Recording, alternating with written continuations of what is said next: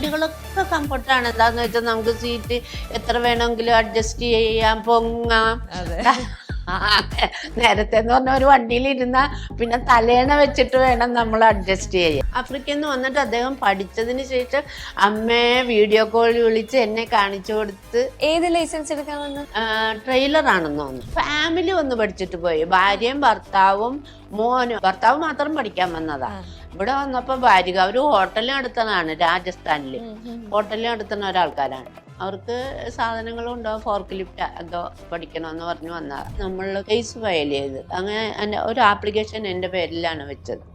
അപ്പം അങ്ങനെയാണ് എനിക്ക് ഈ കേരളത്തിലെ ആദ്യത്തെ ഹെവി ഡ്രൈവിംഗ് സ്കൂൾ അനുവദിച്ചു കിട്ടിയത്.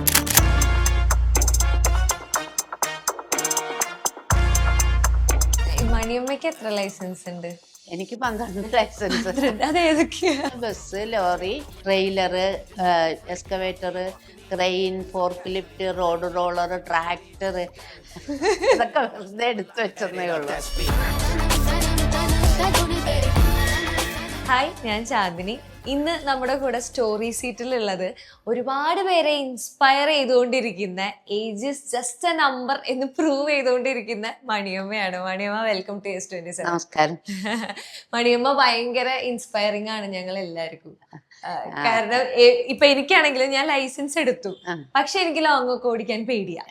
ആ ഒരു പേടി എന്ന് പറയുന്ന ഒരു ഫാക്ടറിനെ മാറ്റി നിർത്തി മണിയമ്മ ഇങ്ങനെ റീലുകളിലൊക്കെ തിളങ്ങി നിൽക്കുമ്പോൾ നമുക്ക് ഭയങ്കര ഒരു ഇതാണ്, നമുക്കും എന്തായാലും പഠിക്കണം എന്നുള്ളത്. അങ്ങനെ ഒരുപാട് സ്ത്രീകൾ ഇപ്പൊ വരുന്നുണ്ടാവും, ധാരാളം. ഇഷ്ടം പോലെ പുറത്തുനിന്നൊക്കെ കണ്ടിട്ട് അവരിവിടെ വരുമ്പോ ഇവിടെ ക്ലാസ് എടുത്ത് വന്നിട്ട് ഇപ്പൊ ദുബായിൽ നിന്നൊക്കെ ലീവിന് വരുന്നാലും കൂടി അവരും ഇതുപോലെ ലൈസൻസ് ഒക്കെ എടുത്തു വെച്ചിട്ടുണ്ടാവും, വണ്ടി ഓടിക്കാനുള്ള ഒരു ധൈര്യക്കുറവ്. അപ്പൊ ഇത് കാണുമ്പോ അയ്യോ അമ്മക്ക് ഓടിക്കാമെങ്കിൽ പിന്നെ ഞങ്ങൾക്ക് എന്തുകൊണ്ട് ഓടിച്ചൂടാ എന്നുള്ള ഒരു തോന്നലിൽ പലരും വരാറുണ്ട്. നമ്മൾ ഇന്ന് പുതിയ ഒരു മൊബൈൽ ക്രെയിൻ ഓടിക്കാൻ പോവുകയാണ്.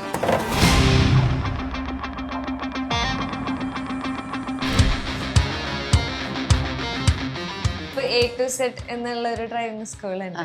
അതിപ്പോ എത്ര വർഷമായിട്ടുണ്ടാവും? 48 വർഷത്തോളം ആയി. A to Z എന്നായിട്ടില്ല. എന്നാൽ ഹെവി ഡ്രൈവിംഗ് മാത്രം പഠിപ്പിക്കുന്ന ഒരു സ്കൂളായിരുന്നു. അങ്ങനെയായിരുന്നു ആദ്യം. ഹെവി ആയിരുന്നു ആദ്യം. ഇപ്പം നോർമൽ ഇപ്പൊ എല്ലാം പഠിപ്പിക്കുന്ന A to Z എല്ലാം പഠിപ്പിക്കുന്നുണ്ട്. അതില് സ്ത്രീകള് കൂടുതൽ ഇപ്പൊ വന്നു തുടങ്ങിയ ധാരാളം. ഹെവി എക്യുപ്മെന്റ്സിന് അത്ര ധാരാളം എന്ന് പറയാനില്ല, എന്നാലും ലേഡീസ് വന്നു തുടങ്ങിയിട്ടുണ്ട്. ഏതൊക്കെയാ ഇവിടെ പഠിപ്പിക്കുന്നത്? ഇപ്പൊ ഇവിടുന്ന് 2 വീലർ, 3 വീലർ ഇപ്പൊ വേണ്ടാത്തതുകൊണ്ട് അതിന്റെ ക്ലാസ് നടക്കണില്ല. 4 wheeler, bus, lorry, trailer, fork lift, crane, JCB, zoom line എന്ന് പറഞ്ഞിട്ട് വലിയൊരു വണ്ടിയുണ്ട്. വലിയ ഈ ഇതൊക്കെ പണിയണേന്റെ ഇതെല്ലാം എടുത്തു വെക്കണവര് ആ സൂം ലൈൻ വരെ ഇവിടെ. അതിന് വേറെ ലൈസൻസ് അല്ല, ലൈസൻസ് ക്രെയിൻ എന്ന് പറഞ്ഞൊരു ലൈസൻസേ ഉള്ളൂ. അത് വെറൈറ്റി 5-6 തരം ക്രെയിൻസ് ഉണ്ട് ഇവിടെ. അതൊക്കെ ഉണ്ട്. അവരൊക്കെ എവിടെയാ പഠിക്കുക? ഇത് പഠിക്കണത് ഞങ്ങളുടെ സ്വന്തം സ്ഥലത്ത് തന്നെ അതൊക്കെ പഠിപ്പിക്കാൻ പറ്റുള്ളൂ. അപ്പൊ ഞങ്ങൾക്ക് 2 ട്രാക്ക് ഉണ്ട്. ഒന്ന് മുണ്ടമേലിലും ഒന്ന് കളമശ്ശേരിയിലും. വലിയ ഒരു 4 ഏക്കറോളം വരുന്ന ട്രാക്ക് ഇവിടെ ഒരു 2 ഏക്കർ വരുന്നത്. അവിടെയാണ് അതൊക്കെ പഠിപ്പിക്കാൻ പറ്റുക. മണിയമ്മയ്ക്ക് എത്ര ലൈസൻസ് ഉണ്ട്? എനിക്ക് 12 ലൈസൻസ്. അതേതൊക്കെയാ? ഈ പറഞ്ഞ ഇതല്ല. അതായത് bus, lorry, trailer, excavator, crane, fork lift, road roller, tractor, ഇതൊക്കെ വെറുതെ എടുത്തു വെച്ചതേ ഉള്ളൂ.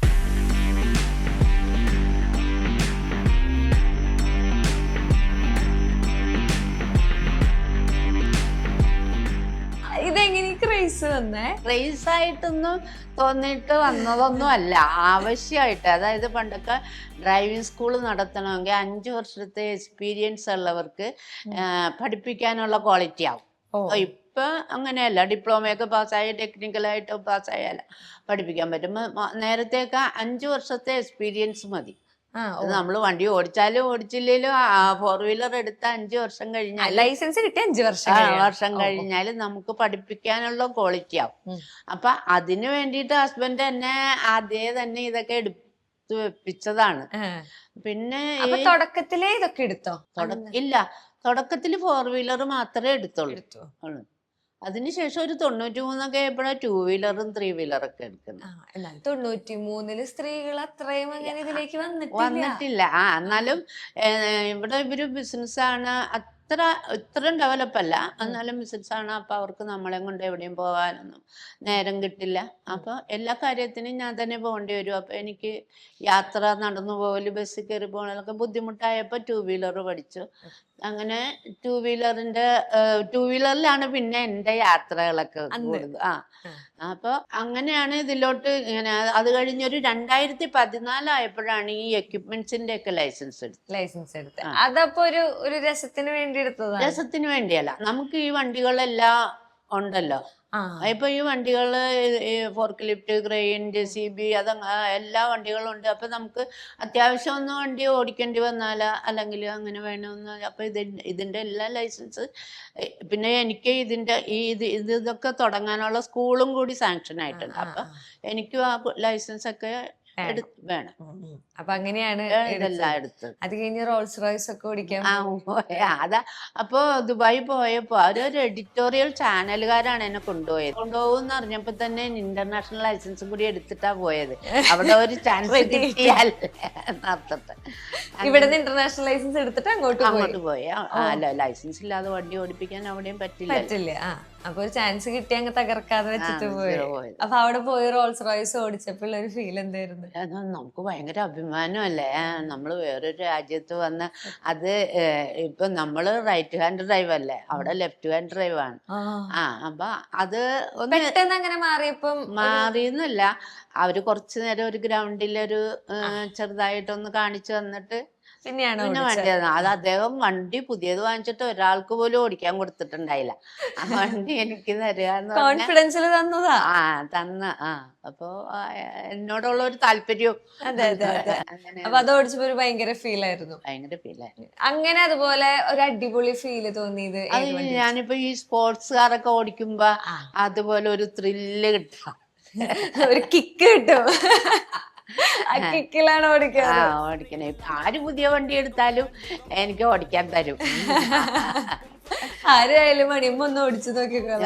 ഒന്ന് ഓടിച്ചു നോക്കി, എന്റെ വണ്ടി ഒന്ന് ഓടിച്ചു നോക്കും, എന്റെ വണ്ടി ഒന്ന് ഓടിച്ചു നോക്കുന്നത്. അത് ഭയങ്കര ഒരു അടിപൊളി. ഇതിൽ ഇത്ര ഇപ്പം എത്ര ലൈസൻസ്? 12 ലൈസൻസ്. ഹസാഡസ് ഉണ്ട്. ഹസാഡസ് എന്ന് പറഞ്ഞാൽ പെട്രോളിയം വണ്ടി ഇപ്പൊ ആ പെട്രോളിയം വണ്ടി കൊണ്ടുപോകാനായിട്ട് നമുക്ക് കാറിന്റെയോ ബസിന്റെയോ ലോറിയുടെയോ ലൈസൻസ് മതി. പക്ഷെ ഈ ഹസാഡസിന്റെ സർട്ടിഫിക്കറ്റും കൂടി കിട്ടിയാൽ മാത്രമേ നമുക്ക് പെട്രോളിയം വണ്ടി കൊണ്ടുപോകാൻ പാടുള്ളൂ. അപ്പൊ അതിനൊരു തിയറി ക്ലാസ് ആണ്. അത് അറ്റൻഡ് ചെയ്ത ആ സർട്ടിഫിക്കറ്റ് ക്ലാസ് ആണോ? അതെ.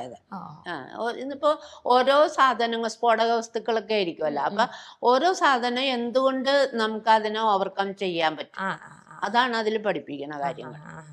അപ്പൊ അതൊരു 3 ദിവസം തിയറി ക്ലാസ് അറ്റൻഡ് ചെയ്ത് എക്സാം നടത്തി അതിന്റെ സർട്ടിഫിക്കറ്റ് കിട്ടിയാലാണ് സർട്ടിഫിക്കറ്റ്. അപ്പൊ അതുണ്ട്. ഇത്രയും ലൈസൻസ് എടുക്കുന്നതിൽ ഇത്രയും വണ്ടികൾ ഓടിച്ചപ്പോ ഏതെങ്കിലും പഠിക്കാൻ കുറച്ച് ബുദ്ധിമുട്ടുള്ള പോലെ തോന്നി? ബുദ്ധിമുട്ടുണ്ടായിരുന്നത് ട്രെയിലറാണ്.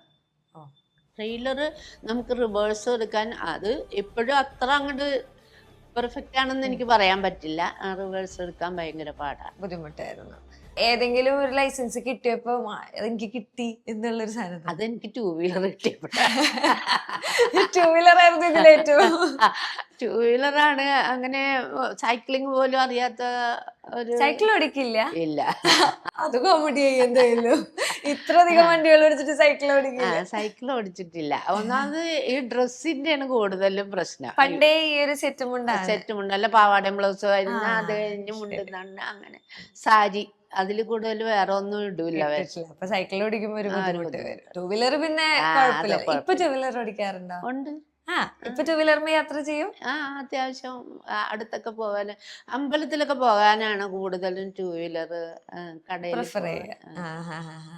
ഇപ്പം ഒരു വണ്ടി ഓടിക്കാന്ന് പറയുന്നത് പ്രത്യേകിച്ച് സ്ത്രീകളെ സംബന്ധിച്ച്, സ്ത്രീകളെന്നല്ല, ഒരാളെ സംബന്ധിച്ചിടത്തോളം ബേസിക് ആയിട്ട് പഠിച്ചിരിക്കേണ്ട ഒരു കാര്യ എന്ന് തോന്നാറ്. ഇപ്പൊ നമ്മളുടെ ഇവിടെയുള്ള ഒരാളും തന്നെ ഇപ്പൊ നമ്മൾ ഡ്രൈവിംഗ് പഠിപ്പിക്കുമ്പോൾ ആദ്യം തന്നെ അവിടെ അവരെ റോഡ് റൂൾസ് ആൻഡ് റെഗുലേഷൻസ് പഠിപ്പിച്ച് അതിന്റെ ടെസ്റ്റൊക്കെ പാസ്സായിട്ട് തന്നെയാണ് നമ്മൾ ലൈസൻസ് എടുക്കണം. പക്ഷെ ഒരാളും അത് അനുസരിക്കാറില്ലെന്നുള്ളതാണ് സത്യം. അത് അപ്പോൾ പിന്നെ നമ്മുടെ റോഡിന്റെ ആ കിടപ്പും കാര്യങ്ങളൊക്കെ കൊണ്ട് ലെഫ്റ്റിൽ നിന്നും വരും റൈറ്റിൽ നിന്നും വരും, എവിടെ കൂടി നമ്മുടെ മുമ്പിൽ വണ്ടി കയറുമെന്ന് നമുക്ക് പറയാൻ പറ്റില്ല. കോൺഷ്യസ് ആയിട്ട് ഇരിക്കുക, ഒരു ആപത്തും വരുത്താത്ത രീതിയിൽ നമ്മൾ തന്നെ ശ്രദ്ധിച്ച് വണ്ടി ഓടിച്ചാലേ കാര്യങ്ങൾ നടക്കുക. നമ്മളിവിടെ നന്നാവുമെന്ന് എനിക്ക് തോന്നണില്ല കേട്ടാ. അല്ല, എല്ലാവർക്കും സ്പീഡാണ്. ഓരോ സ്ഥലത്ത് ജോലിക്കാർക്ക് ജോലി സ്ഥലത്ത് എത്താൻ, പഠിക്കുന്ന പിള്ളേർക്ക് അതിനെത്താൻ, പക്ഷെ അതിനനുസരിച്ച് പോകാൻ പറ്റിയ ഒരു റോഡല്ല നമ്മുടെ. അപ്പൊ അതിൻ്റെതായ ഒരു ബുദ്ധിമുട്ടുണ്ട്. ഏറ്റവും കൂടുതൽ റോഡ് റൂൾസ് റെഗുലേഷൻസ് പാലിക്കാത്തതാണ് ബുദ്ധിമുട്ട്. എല്ലാവരും കുറച്ച് ശ്രദ്ധിച്ചാല് കുറച്ചെങ്കിലും ഒക്കെ ഒന്ന് നന്നായിട്ട് പോകും. പ്രത്യേകിച്ച് കൊച്ചിയില് എന്ന് വെച്ചാൽ റോഡിന് വീതിയില്ല, സ്ഥലമില്ല, എല്ലാവർക്കും ഒരു ഇപ്പോ പെഡസ്ട്രിയൻ ക്രോസിങ് അത് തന്നെ ഒന്ന് കണ്ടാലൊന്ന് അവിടെ ആൾക്കാർ നിൽക്കുന്നുണ്ടെങ്കിൽ ഒന്ന് വണ്ടി നിർത്തി തരാനുള്ള ഒരു ദാക്ഷിണ്യം ഒരാൾക്കും ഇല്ല. ശരിയാ. അപ്പൊ അതൊക്കെ വല്ലാത്തൊരു ബുദ്ധിമുട്ടുള്ള കാര്യങ്ങളാണ്. അപ്പൊ ആൾക്കാരെന്ത് ചെയ്യും, എവിടെ കൂടിയും ക്രോസ് ചെയ്യും. ഇപ്പൊ പെഡസ്ട്രിയൻ ക്രോസിംഗിൽ നിന്നിട്ടും കാര്യമൊന്നുമില്ല. അപ്പൊ അതുകൊണ്ട് എവിടെ വേണമെങ്കിലും ക്രോസ് ചെയ്യാം. ഇപ്പം കൊച്ചിയില് അല്ലെങ്കിൽ ഇപ്പൊ കേരളത്തില് ഏറ്റവും കൂടുതൽ ശ്രദ്ധിച്ചേക്കുന്ന ഇതുപോലെയുള്ള ഏതൊക്കെ റൂൾസ് ആയിരിക്കും നോർമലായി തെറ്റിക്കുന്നതായിട്ട് കണ്ടേക്കണം? ഇപ്പൊ ഓവർടേക്കിംഗ്, അത് ഏത് നമുക്ക് എപ്പോഴും ഓവർടേക്കിങ് എങ്ങനെ വലതുവശത്തൂടിയേ പാടുള്ളൂ എന്നൊക്കെ നിയമമുണ്ട്. പക്ഷെ ഇപ്പൊ ഇവള് വണ്ടി ഇങ്ങനെ ക്യൂവിൽ കിടക്കുമ്പോ ഈ ടൂ വീലറുകാർ ഇടത്തുകൂടി ഇങ്ങനെ പോകും. വലിയ വണ്ടികളുടെയൊക്കെ ഇടത്തുകൂടി പോകുമ്പോഴാണ് ഏറ്റവും കൂടുതൽ പ്രശ്നം. അവർക്ക് ബ്ലാക്ക് സ്പോട്ട് ഉണ്ട്, അതായത് കണ്ണിന് കാണാൻ പറ്റാത്ത ആ ഒരു ഇതുണ്ട്. അതൊക്കെ വലിയ തെറ്റാണെന്ന് എല്ലാവർക്കും അറിയാം പാടില്ലാതെ ഒന്നുമല്ല. കണ്ടിച്ച് നമ്മുടെ ഭാഗ്യം കൊണ്ട് നമ്മള് രക്ഷപ്പെട്ടെന്നിരിക്കും. ഡെയിലി അങ്ങനെ രക്ഷപ്പെട്ടു വരുന്നതാണ് അല്ലേ? അപ്പൊ പണ്ടത്തേനേക്കാ ഇപ്പോഴത്തെ ഒരു റോഡ് കൾച്ചർ, ട്രാഫിക് കൾച്ചർ ഭയങ്കര വ്യത്യാസം. അപ്പം ആ ഒരു വ്യത്യാസം എങ്ങനെയാ? ഇപ്പൊ ഓരോ ലൈനും മാറി ഓടിക്കാനും ഒക്കെ നമ്മുടെ റോഡ് റൂൾസ് ഉണ്ട്. പക്ഷെ അതൊന്നും നേരത്തെ അങ്ങനെയൊന്നും ഉണ്ടായിരുന്നില്ല. ഒരു റോഡ് അങ്ങോട്ടും പോകും ഇങ്ങോട്ടും വരും, അത്രയേ ഉള്ളൂ. ഇപ്പൊ പലതരം വലിയ 4 വരി പാത അങ്ങനെയൊക്കെ ഉണ്ട്. അതിലൊക്കെ പാലിക്കേണ്ട നിയമങ്ങള് ആർക്കും തന്നെ അറിയാൻ പാടില്ലാത്തതും ഉണ്ട്. എവിടെ കൂടി ഓവർടേക്ക് ചെയ്യണം, അല്ലെങ്കിൽ എവിടെ കൂടി ടേൺ ചെയ്യണം. ഇപ്പൊ നമുക്ക് യു ടേൺ ചെയ്യാൻ ഇനിയിപ്പോ അത് ഒരു വലിയൊരു ഇഷ്യൂ ആണ് വന്നത്. എന്ന് വെച്ചാൽ യു ടേൺ തിരിയണമെങ്കിൽ കുറെ ദൂരം പോയിട്ടാണ്. ഇപ്പൊ നമ്മള് ദുബായിലൊക്കെ ആണെങ്കിൽ അങ്ങനെ തന്നെയാണ് എല്ലാരും തിരിയണം. പക്ഷെ നമ്മുടെ ഇവിടെ അങ്ങനെ ശീലമില്ലാത്തതുകൊണ്ട് ഭയങ്കര ബുദ്ധിമുട്ടായിരിക്കും. അതൊക്കെ നമ്മളൊന്ന് ശീലാക്കി എടുക്കണം. എന്നാലല്ലേ ഇപ്പോഴത്തെ പുതിയ തലമുറക്കാര് അത് യൂസ് ചെയ്താല് താനെ അതായിക്കോളൂ എന്നാണ് എനിക്ക് പറയാൻ. പിന്നെ അങ്ങ് ശീലായി പോകും. അതിലേക്കൊരു ഫസ്റ്റ് പോകുമ്പോഴൊരു ബുദ്ധിമുട്ട്. കുറച്ച് പ്രായമുള്ളവരൊക്കെ ചിലപ്പോ ഇതില്ലെങ്കിലും ഇപ്പോഴത്തെ പുതിയ തലമുറക്കാര് അതൊക്കെ റോഡ് റൂൾസ് കുറച്ച് നന്നായിട്ട് പാലിച്ചാൽ അത് ഓട്ടോമാറ്റിക് എല്ലാവരിലും വന്ന് പെടും. ഇപ്പം ഇത്രയും നാൾ വണ്ടി ഓടിച്ചതില് എവിടത്തെ ഒരു റോഡ് കൾച്ചർ ആണ് നല്ല അടിപൊളിയായിട്ട് തോന്നി? പൊളിയായിട്ട് തോന്നാൻ എവിടെ നല്ലതായിട്ട് കുറച്ചൊക്കെ നമ്മൾ എവിടെയെങ്കിലും ഇപ്പൊ നമ്മള് ബാംഗ്ലൂരൊക്കെ പോകുമ്പോ കുറെ റോഡുകളുണ്ട്, ഹൈവേ നല്ല റോഡുകളുണ്ട്. അതൊക്കെ നന്നായിട്ട് ആസ്വദിച്ച് തന്നെ പോകാൻ പറ്റും. എത്ര ലോങ് പോയിട്ടുണ്ട്? ബാംഗ്ലൂർ വരെയൊക്കെ പോയിട്ടുള്ളൂ കാറില്. കാർ ഓടിച്ചു പോയിട്ടുണ്ട്? കാറ് ഞാൻ തന്നെ ഓടിച്ചിട്ടൊന്നും അല്ല, മാറി ഓടിക്കും. എന്നാലും ബാംഗ്ലൂർ വരെ ഡ്രൈവ് ചെയ്തിട്ടുണ്ട്. ഇപ്പം കുറെ കൊല്ലായിട്ടുണ്ടാവില്ലേ ഡ്രൈവിങ് പഠിച്ചിട്ട്? പിന്നെ അന്ന് ആദ്യമൊന്നും അത്ര പോയിരുന്നില്ല എവിടെ. കുട്ടികളും പ്രാരാബ്ദവും ബുദ്ധിമുട്ടും ഇപ്പോഴാണ് കുറച്ച് ഫ്രീ ആയത്. പ്രായമായപ്പോഴാണ് കുറച്ച് ഫ്രീ ആയത്. ആദ്യം തന്നെ ഞങ്ങൾക്ക് ഹെവി ഡ്രൈവിംഗ് സ്കൂൾ നടത്തിയിരുന്നെന്ന് പറഞ്ഞാലും ഹെവി ലൈസൻസ് നമുക്ക് കിട്ടൂലായിരുന്നു. ബുദ്ധിമുട്ടുണ്ട്. മംഗലാപുരത്ത് പോയിട്ടാണ് ഹെവി ടെസ്റ്റ് കൊടുത്തിരുന്നത്. നമ്മുടെ കേരളത്തിൽ ഉണ്ടായിരുന്നില്ല ഹെവി ലൈസൻസ്. അപ്പോൾ നമ്മളിവിടെ പഠിപ്പിച്ച് മാത്രം, അവിടുന്ന് ലേണേഴ്സ് ഇതെല്ലാം അയച്ചു കൊടുത്താൽ അവിടുന്ന് ലേണേഴ്സിന് ഇഷ്യൂ ചെയ്ത് തരും. അപ്പൊ ലേണേഴ്സ് ഇഷ്യൂ ചെയ്ത് കിട്ടിയിട്ട് നമ്മൾ അവരെ പഠിപ്പിക്കും. പഠിപ്പിച്ചിട്ട് ടെസ്റ്റിന് അന്നൊക്കെ 45 ദിവസം കഴിയണം. ഒരു ലേണേഴ്സ് എടുത്ത് 45 days കഴിഞ്ഞാലാണ് നമുക്ക് ടെസ്റ്റിന്റെ ഡേറ്റ് കിട്ടുക. അങ്ങനെ ടെസ്റ്റിന് ആൾക്കാരെ വിടും. എന്നിട്ട് അവിടുന്ന് അവർ പാസ്സായിട്ടാണ് ലൈസൻസ് കിട്ടിയിരുന്നത്. മംഗലാപുരത്ത് പോകണം. മംഗലാപുരത്ത് പോയി ടെസ്റ്റ് കൊടുത്ത് ലൈസൻസ് കിട്ടിയിരുന്നു. അപ്പൊ അങ്ങനെയുള്ള ഒരു ബുദ്ധിമുട്ട് വന്നപ്പോ എൻ്റെ ഹസ്ബൻഡിന്റെ ഒരു തോട്ടാണ്, ഈ കൊച്ചിയിലാണ് ട്രാൻസ്പോർട്ടേഷൻ മുഴുവൻ നടക്കുന്നത്. അന്നൊക്കെ കപ്പലിലാണ് എല്ലാ സാധനങ്ങളും വന്നത്. അത് ഇവിടുന്ന് ഐലൻഡിൽ നിന്ന് എല്ലായിടത്തോട്ടും പോവുക. അപ്പൊ ഇഷ്ടംപോലെ ലോറി ഡ്രൈവേഴ്സിനെയൊക്കെ ആവശ്യമുണ്ടായിരുന്നു. അപ്പൊ എന്തുകൊണ്ട് ഇന്ന് നമ്മുടെ ഈ കേരളത്തിൽ ലൈസൻസ് അനുവദിച്ചുകൂടാ? അങ്ങനെ RT ഓഫീസ്, DTC, മിനിസ്റ്റർ ആ ലെവലിലൊക്കെ പോയിട്ടൊന്നും അതിന് സാധ്യത, അവർക്ക് റൂൾസ് ഇല്ല തരാനായിട്ട്. അങ്ങനെ നമ്മൾ കേസ് കൊടുത്തു, കേസ് ഫയൽ ചെയ്ത് അങ്ങനെ ഒരു ആപ്ലിക്കേഷൻ എൻ്റെ പേരിലാണ് വെച്ചത്. അപ്പൊ അങ്ങനെയാണ് എനിക്ക് ഈ കേരളത്തിലെ ആദ്യത്തെ ഹെവി ഡ്രൈവിംഗ് സ്കൂൾ അനുവദിച്ച് കിട്ടിയത്. ഒരു 2 വർഷത്തോളം കേസൊക്കെ പറഞ്ഞിട്ടാണ്. അങ്ങനെയാണ് കേരളത്തിലെ ആദ്യത്തെ ഹെവി ഡ്രൈവിംഗ് സ്കൂൾ അനുവദിച്ചത്. അപ്പൊ മണിയമ്മയൊക്കെ മംഗലാപുരത്ത് നിന്നാണോ ലൈസൻസ് എടുത്തേ? അല്ലല്ല, എനിക്ക് ഇവിടെ ഹെവി ഡ്രൈവിംഗ് സ്കൂൾ അനുവദിച്ചതിന് ശേഷമാണ് ഇവിടുന്ന് ആദ്യത്തെ ലൈസൻസ് എടുത്തത്. ഇപ്പൊ ഇവിടുന്ന് കൊറേ പേര് ഹെവി ലൈസൻസ് എടുത്തിട്ടുണ്ട്. പിന്നെ ഇപ്പൊ എന്ന് പറഞ്ഞാൽ വണ്ടി ഓടിച്ചില്ലെങ്കിലും എല്ലാരും ഹെവി ലൈസൻസും ഒക്കെ എടുക്കും. ശരിയാ, ലൈസൻസ് എടുത്തു വെക്കും. എടുത്തു വെക്കും. ഇപ്പം നാട്ടില് വന്ന് ഇവിടുന്ന് ലൈസൻസ് എടുത്തിട്ട് ഇപ്പൊ ദുബായിക്കൊക്കെ പോകുന്നവരുണ്ടോ? അപ്പം ഒരു ഷോർട്ട് പീരീഡിലൊക്കെ മണിയമ്മയുടെ അടുത്തേക്ക് വരുന്ന ആൾക്കാരുണ്ടോ? ഷോർട്ട് പീരീഡില് ലൈസൻസ് കിട്ടൂലല്ലോ. അല്ല, മണിയമ്മ തന്നെ ഇവിടെ തന്നെ പഠിക്കണം എന്നുള്ള ആഗ്രഹത്തിൽ വരുന്ന അങ്ങനെ ഇഷ്ടംപോലെ ആൾക്കാരുണ്ട്. നിറയെ ആൾക്കാർ ഇപ്പൊ കാസർഗോഡ് മുതൽ തിരുവനന്തപുരം വരെയുള്ള ആൾക്കാർ ഇവിടെ പഠിക്കുന്നുണ്ട്, ഇപ്പോഴും പഠിക്കുന്നുണ്ട്. ഇപ്പൊ ഇവിടെ ഒരു 1 ഇയർ കോഴ്സ്, 6 മന്ത് കോഴ്സ്, അങ്ങനെയൊക്കെയുള്ള കോഴ്സുകളുണ്ട്. അത് ഈ വാഹനങ്ങളെ കുറിച്ച് തന്നെ 1 ഇയർ കോഴ്സ് എന്ന് പറഞ്ഞാല് 18 വയസ്സ് മുതൽ 22 വയസ്സ് വരെയുള്ള കുട്ടികളെ 13 തരം എക്യുപ്മെന്റ്സ് പഠിപ്പിച്ച് ലൈസൻസ് എടുത്തു കൊടുക്കും. 13 തരം എക്യുപ്മെന്റ്സ് എന്ന് പറയുമ്പോൾ 13 തരം ലൈസൻസ് ഉണ്ടാവില്ല. ക്രെയിൻ, ഫോർക്ക് ലിഫ്റ്റ്, JCB അങ്ങനെയുള്ള ലൈസൻസ്. 4 വീലർ അല്ല, 4 വീലർ ഇല്ലാത്തവർക്ക് 4 വീലർ എടുത്തു കൊടുക്കും. 4 വീലർ ഉള്ളവർക്ക് ഹെവി എടുത്തു കൊടുക്കും. അപ്പൊ അതിന് 1 ഇയർ കോഴ്സാണ്. അവര് 1 ഇയർ കോഴ്സ് എന്ന് പറഞ്ഞാൽ തിയറി, പ്രാക്ടിക്കല്, പിന്നെ ഇതെല്ലാം പഠിപ്പിച്ച് അവർക്ക് എക്സാം, സ്റ്റേറ്റ് കൗൺസിലിന്റെ എക്സാം കൂടി ഉണ്ടാവും. അതും ഒക്കെ പഠിപ്പിച്ച് ലൈസൻസ് സർട്ടിഫിക്കറ്റും കൊടുക്കും. അവർക്ക് ഒരു വർഷത്തെ പ്ലേസ്മെന്റും കൊടുക്കും. ആണോ? അങ്ങനത്തെ കോഴ്സുകളുണ്ട്. പിന്നെ 6 മന്ത് കോഴ്സ് ഉണ്ട്. പ്രായം കൂടിയ ആൾക്കാർക്ക് ജോലിക്ക് വേണ്ടി 9 തരം വാഹനങ്ങളെ പഠിപ്പിച്ച് അവർക്ക് ലൈസൻസ് എടുത്തു. ഇവിടെ വരുന്ന കുറച്ചു പേര് ഇപ്പൊ ലൈസൻസ് എടുത്ത് വെച്ചിട്ടും ഓടിക്കാൻ പേടിയുള്ളവര് അവര് പറയുന്ന പേടി ഫാക്ടർ എന്താ? പേടി ഫാക്ടർ എന്ന് പറയുമ്പോ പെണ്ണുങ്ങൾ പൊതുവെ ധൈര്യം ഇല്ലായ്മ എന്ന് പറയുമ്പോ എന്തെങ്കിലും വന്നു പോയാൽ നമ്മളെ നോക്കാൻ ആരാ ഉണ്ടാവുക? അതാണ് കൂടുതലും പെണ്ണുങ്ങളുടെ ഒരുവിധം പ്രായമുള്ള ഇപ്പോഴത്തെ കുട്ടികൾക്ക് അങ്ങനത്തെ ചിന്തയില്ല. പ്രായമുള്ളവരുടെ ചിന്ത മുഴുവനും അങ്ങനെയാണ്. എനിക്ക് എന്തെങ്കിലും പറ്റിയ പിന്നെ വീട്ടിലെ എല്ലാം താളം തെറ്റുമല്ല, അങ്ങനെയുള്ള ഒരു ചിന്തയാണ്. അങ്ങനെയല്ല, നമുക്ക് എന്ത് വരാനുണ്ടെങ്കിലും വഴിയിലൊന്നും തങ്ങൂല, അത് വന്നേയിരിക്കും. പിന്നെ ധൈര്യം കൊടുക്കുക. അപ്പൊ എന്താ മണിയമ്മ പറയാ അവരുടെ അടുത്ത്? നമ്മൾ മാക്സിമം ട്രൈ ചെയ്യുക. എന്ന് വെച്ചാൽ നമുക്ക് ധൈര്യം കിട്ടണമെങ്കിൽ നമ്മൾ തന്നെ വിചാരിച്ചാലേ പറ്റുള്ളൂ. താങ്കൾ വിചാരിച്ചാൽ എനിക്ക് ധൈര്യം കിട്ടൂല. അപ്പൊ നമ്മൾ തന്നെ വിചാരിക്കണം.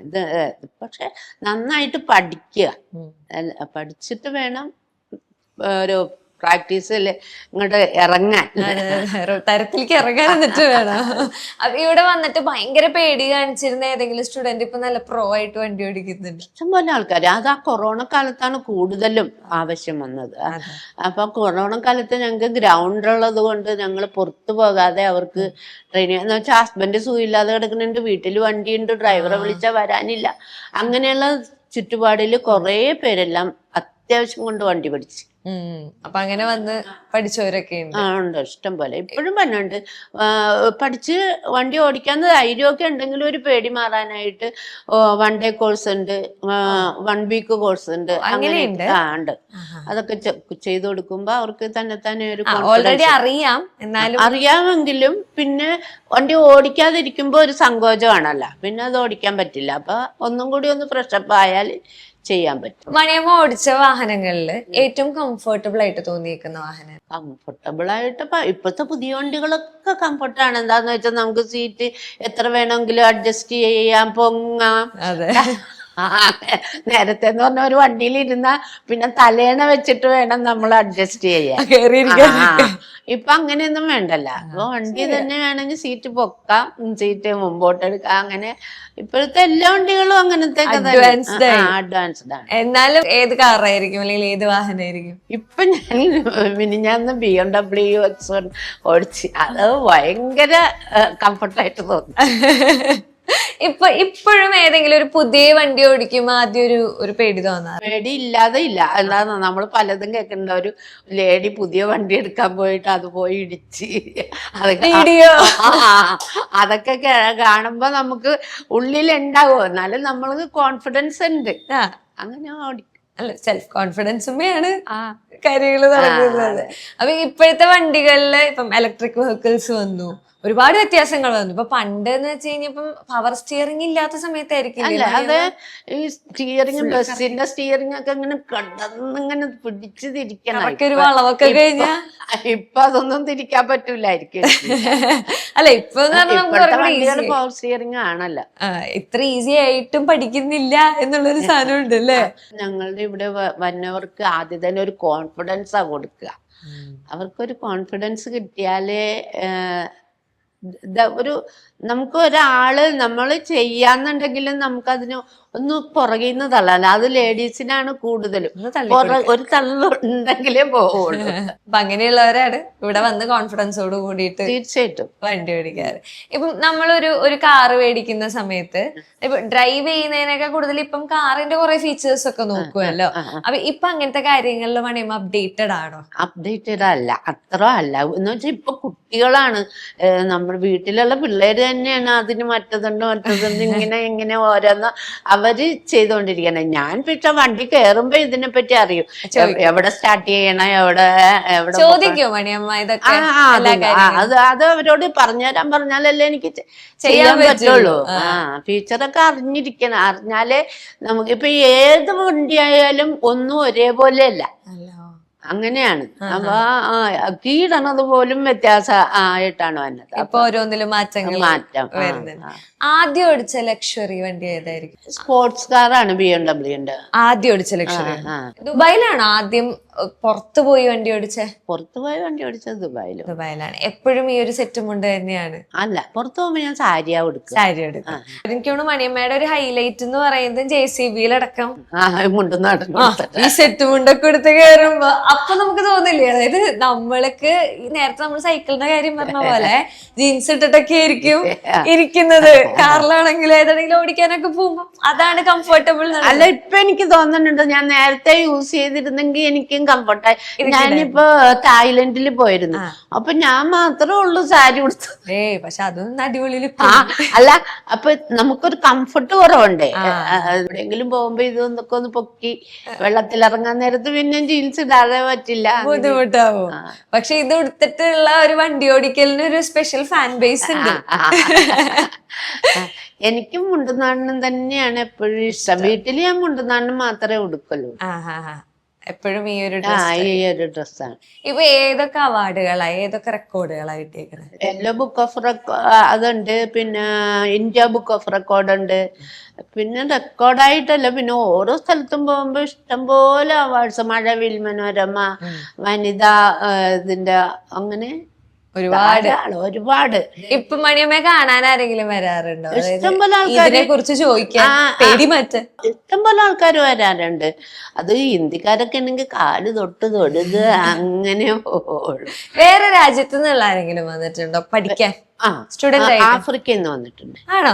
ആഫ്രിക്കയിൽ നിന്ന് വന്നിട്ട് അദ്ദേഹം പഠിച്ചതിന് ശേഷം അമ്മയെ വീഡിയോ കോൾ വിളിച്ച് എന്നെ കാണിച്ചു കൊടുത്ത്. ഏത് ലൈസൻസ് എടുക്കാൻ വന്നു? അത് അവർക്ക് ലൈസൻസ് എടുത്തു കൊടുക്കാൻ നമുക്ക് പറ്റില്ല. ഞങ്ങളുടെ ട്രാക്കിൽ പഠിപ്പിക്കുന്നതിന് ബുദ്ധിമുട്ടില്ല, പുറത്തോട്ട് റോഡിലോട്ടല്ലേ പഠിപ്പിക്കാൻ. ട്രെയിലർ ആണെന്ന് തോന്നുന്നു, വലിയ വണ്ടി എന്തോ ലൈസൻസ് നമുക്ക് എടുത്തു കൊടുക്കാൻ പറ്റില്ല. അവരുടെ രാജ്യത്തെ ലൈസൻസ് നമുക്ക് ഇങ്ങോട്ട് മാറ്റാനോ അങ്ങനെയൊന്നും പറ്റില്ല. അങ്ങനെ വേണമെങ്കിൽ തന്നെ കുറെ നാള് വേണം. ഇപ്പൊ ബാംഗ്ലൂരിൽ ഉള്ള ഒരാളാണ്, അവിടുത്തെ ലൈസൻസ് ഉണ്ടെങ്കിൽ നമ്മളത് ചേഞ്ച് ഓഫ് അഡ്രസ് കൊടുത്ത് കേരളത്തിലോട്ട് ആക്കിയിട്ട് വേണം പിന്നെ ലേണേഴ്സ് എടുത്ത്. അപ്പൊ സമയം കുറെ വേണ്ടി. അപ്പൊ അതുകൊണ്ട് നമുക്ക് ലൈസൻസ് എടുത്ത് കൊടുക്കാൻ പറ്റില്ല. ഭയങ്കര സന്തോഷമുള്ള ഇന്റർനാഷണൽ സ്റ്റുഡന്റ്. വേറെയോ ഇന്ത്യയിൽ വേറെ എവിടെന്നെങ്കിലും ഉള്ളവരൊക്കെ പഠിക്കാൻ വരാറുണ്ടോ? ഇന്ത്യയിൽ ഇപ്പൊ ഡൽഹി മഹാരാഷ്ട്ര എന്നൊക്കെ ഫാമിലി വന്ന് പഠിച്ചിട്ട് പോയി. ഭാര്യയും ഭർത്താവും മോനും. അവര് ഭർത്താവ് മാത്രം പഠിക്കാൻ വന്നതാ. ഇവിടെ വന്നപ്പോ ഭാര്യ അവര് ഹോട്ടലിൽ നടത്തുന്നതാണ്. രാജസ്ഥാനില് ഹോട്ടലിൽ നടത്തുന്ന ഒരാൾക്കാരാണ്. അവർക്ക് സാധനങ്ങളും ഉണ്ടാവും. ഫോർക്ക് ലിഫ്റ്റ് എന്തോ പഠിക്കണമെന്ന് പറഞ്ഞു വന്നതാ. അവിടെ ഒരു ഹോട്ടലിൽ മുറിയെടുത്ത് അവർക്ക് ലൈസൻസ് എടുത്തില്ല. ഇതുപോലെ 3 പേരെയും പഠിപ്പിച്ച്, ഭാര്യയും ഭർത്താവിനെ ഒരു മോനെ പഠിപ്പിച്ചു കൊടുത്തു. മണിയമ്മ പണ്ട് പഠിപ്പിക്കാൻ പോവാറുണ്ടോ? പഠിപ്പിക്കാനെന്ന് പറഞ്ഞാൽ ലേണേഴ്സിന് പഠിപ്പിക്കാനും അത്യാവശ്യം പ്രാക്ടീസ് കൊടുക്കാനൊക്കെ മുന്ന് പോവാറുണ്ട്. ഇപ്പൊ പോവാറില്ല? ഇല്ല ഇല്ല ഇല്ല, ഇപ്പൊ ഒന്നും പഠിപ്പിക്കലൊന്നും ഇല്ല. എന്നാലും മണിയമ്മയെ കണ്ടിട്ടായിരിക്കും ആശാൻ ഇവിടെ നിന്നാണ്. ആശാനെ തൊട്ട് ഹസ്ബൻഡിനെയൊക്കെ എല്ലാരും ആശാൻ എന്നാ വിളിച്ചിരുന്നത്. ആശാൻ പഠിപ്പിച്ചത് ഞാൻ കേട്ടിട്ടുണ്ട്. എന്റെ അച്ഛനൊക്കെ അങ്ങനെ ആശാൻ എന്ന് പറഞ്ഞു കേട്ടിട്ടുണ്ട്. ആശാൻ എന്നാണ് പണ്ട് പറയുന്നത്. പിന്നെ ഇപ്പൊ പിന്നെ എല്ലാം മാഷ്. അത് ഇപ്പൊ പണ്ടത്തെ പോലെ അല്ല. മുമ്പെന്ന് പറഞ്ഞാ ഒരു ദക്ഷിണ കൊടുത്ത് അനുഗ്രഹം മേടിച്ച് ഒരു വിളക്കൊക്കെ വെച്ച് അങ്ങനെയൊക്കെയാണ് പഠിച്ചിരുന്നത്. ഇപ്പൊ പിന്നെ എല്ലാം ഇങ്ങനെ രാവിലെ തുടങ്ങും, വൈകുന്നേരം അങ്ങനെയൊക്കെയല്ലേ. കാലം ഇതൊന്നും ചിലര് നോക്കണവരിപ്പോഴും ഉണ്ട്. ഇത്രയും നാളത്തെ ഈ ഒരു ജേർണിയില് ഏറ്റവും കൂടുതൽ ഓർത്തിരിക്കുന്ന ഒരു മൊമെന്റ് ഏതാ? സ്പെഷ്യലായിട്ട് എനിക്ക് ഇപ്പൊ ദുബായിൽ പോയ വണ്ടി ഓടിച്ചത് ഭയങ്കര ഒരു റോൾസ് റോയ്സ്. പിന്നെ ഇവിടെ സ്പോർട്സ് കാർ ആദ്യമൊക്കെ ഓടിച്ചത് 2 കാർ ഓടിച്ച് ഫരേര. പിന്നെ അങ്ങനെ അത് ഓടിച്ചത് BMW അങ്ങനെ ഓടിച്ചതൊക്കെ വളരെ ത്രില്ലായിട്ട് തോന്നിയിട്ടുണ്ട്. ത്രില്ഡാണ്. പിന്നെ എനിക്ക് ഡൽഹിയിൽ പോയപ്പോ ഒരു എക്സ്പോയ്ക്ക് പോയതാണ്. ഡൽഹിയിൽ ക്ഷണിച്ചിട്ട് പോയതാ. അപ്പം ആദ്യമായിട്ട് ഇലക്ട്രിക് വണ്ടി JCB ഇലക്ട്രിക് വണ്ടി അവിടെ ലോഞ്ച് ചെയ്ത്. ഡൽഹിയിൽ ഗഡ്കരി സാറാണ് അത് ഉദ്ഘാടനത്തിന് വന്നത്. അദ്ദേഹം വെറുതെ ഒന്നും കവർ മാറ്റിയതേ ഉള്ളൂ. ആ വണ്ടി ഓടിക്കാനായിട്ട് എനിക്കൊരു ഫസ്റ്റ് ഓടിക്കാൻ ലോഞ്ചിന്റെ കിട്ടി. അതൊരു ഭയങ്കര ഒരു മൊമെന്റ്, ഭയങ്കര അപ്ലോസ് ആയിരുന്നു. അതെല്ലാവർക്കും അങ്ങനെ കുറേ എത്ര എക്സ്പെർട്ട് ഡ്രൈവേഴ്സ് ഒക്കെ അവിടെ നിൽക്കുന്നുണ്ടെങ്കിലും അതെനിക്ക് ഓടിക്കാൻ കിട്ടിയത് ഒരു മണിയമ്മൊറ്റയ്ക്ക് യാത്ര ചെയ്യാൻ കൂടെ ആരെങ്കിലും വരും? എനിക്ക് എപ്പോഴും എന്റെ പേരക്കുട്ടി കൂടെ ഉണ്ടാകും. ദൂരെയൊക്കെ പോകുമ്പോ അവനുണ്ടെങ്കിൽ മാത്രമേ എനിക്ക് കോൺഫിഡൻസ് ഉള്ളൂ. അപ്പൊ അവനാണ് സാരഥി ഇപ്പൊ. അവനാണ് സാരഥി. അപ്പൊ thank you Maniyamma, thank you so much.